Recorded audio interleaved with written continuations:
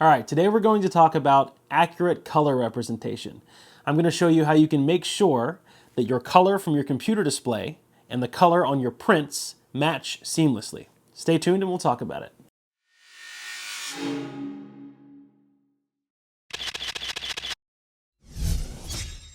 Hello and welcome back everyone. Eric Marks here, findingmiddleearth.com, and today we're going to talk about color, just color in general. I know this can be kind of a scary subject, especially if you're a beginner, but don't worry, I promise I'm going to make it super easy for you. I've broken it down into kind of 4 key points that I think are the most important to achieving accurate color representation. A couple of them are simple and a couple of them are a little more advanced. So, what brought this up is I've received a ton of requests to do a video like this because I do a lot of printing, and so color is everything when you're printing, because I have to make sure that when I'm processing my files on my laptop or my desktop computer back there, that the colors and everything that I'm seeing is going to accurately represent in the print. Because if I edit a photo here and I adjust the, maybe the warm colors or the cool colors, or, adjust the shadows or everything, even the luminance levels of the photo, if everything doesn't match when I go to print and then I sell it, then I'm going to have a very unhappy client. And we can't afford to do that. We, as photographers, we can't afford, or at least not all of us can afford to just keep remaking big prints and ship them out for free to clients if we mess up the color. So that's what we're going to be talking about today. And it's not just for printing, it's just to make sure your colors in general are accurate. Okay, so the first things first, the computer background. So this is something super simple, but it's actually pretty impactful. So your computer background, when you're switching in between Photoshop and Lightroom and whatever plugins you use, if you have a computer background that has a ton of colors in it, okay, bright neon colors, or even another photo that has bright reds or bright blues, what a lot of people don't understand is the way the eyes and the way the brain works is that if we're in the middle of processing a photo, okay, and we've got, we've been staring at that one photo for 30 minutes, and then we take a break, or maybe we switch softwares. If we get like a flash of color that we see in our eyes for 5 or 6 seconds, like a bright red or a bright green or something, it's going to actually impact the very next move that we make when we're post-processing. It's going to impact the way that we see color in the next plugin or the next software. I know it sounds kind of crazy and sounds kind of complicated, so keep in mind this, okay? All cameras try to average color and light for that matter. The meter tries to average everything into a middle gray, right? A 15% gray.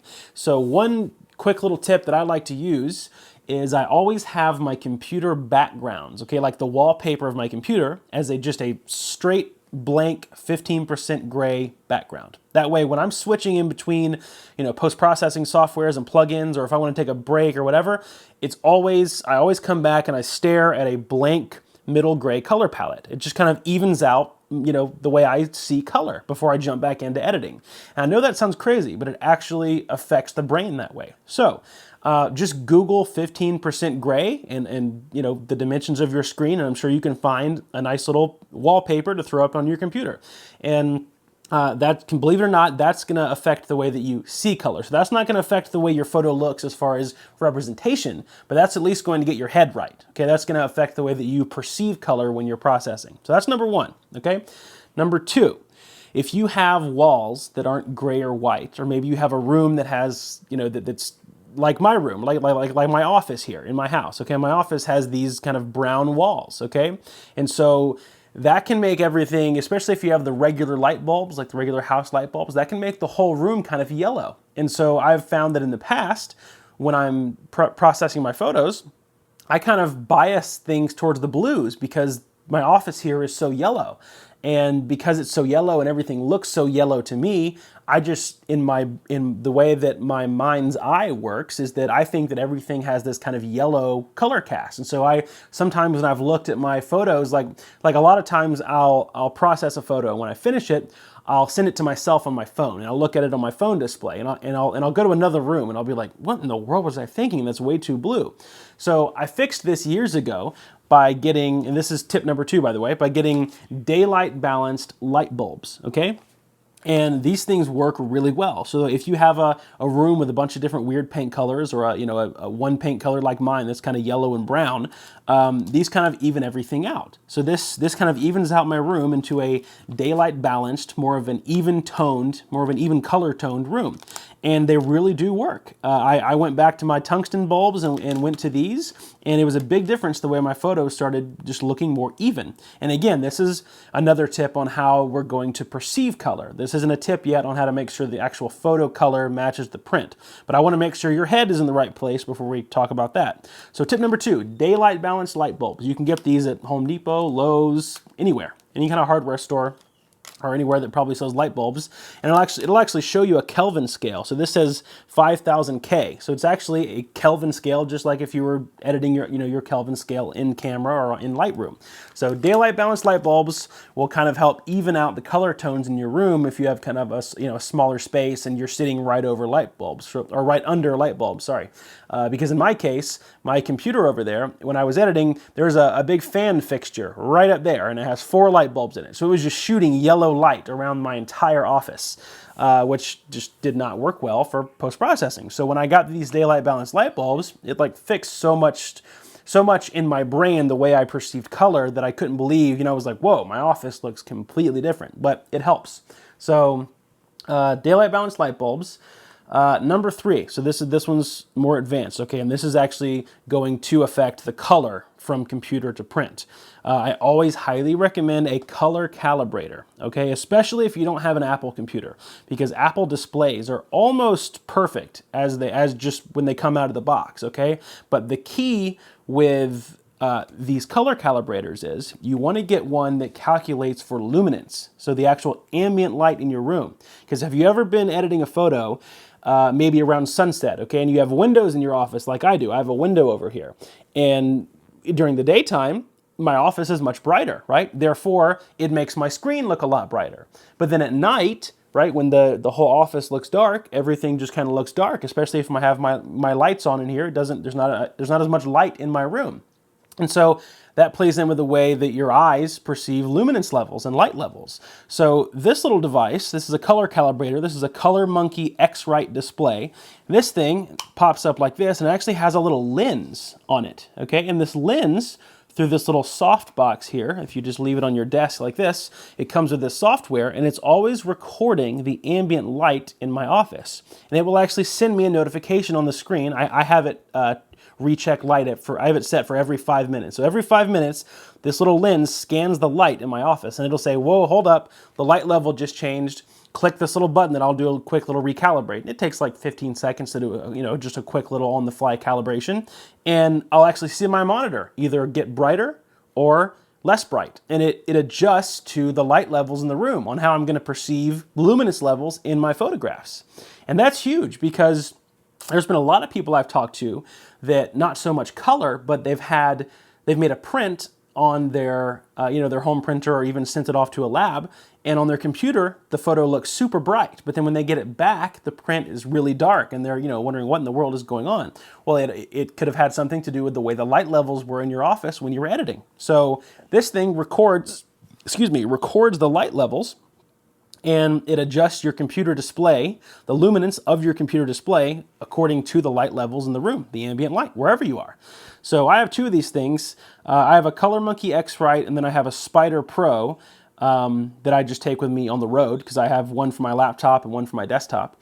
And they're great. So if I'm in a hotel or wherever, I can just set this up. It'll measure the ambient light in the hotel room or wherever, and I'm good to go. I can start editing.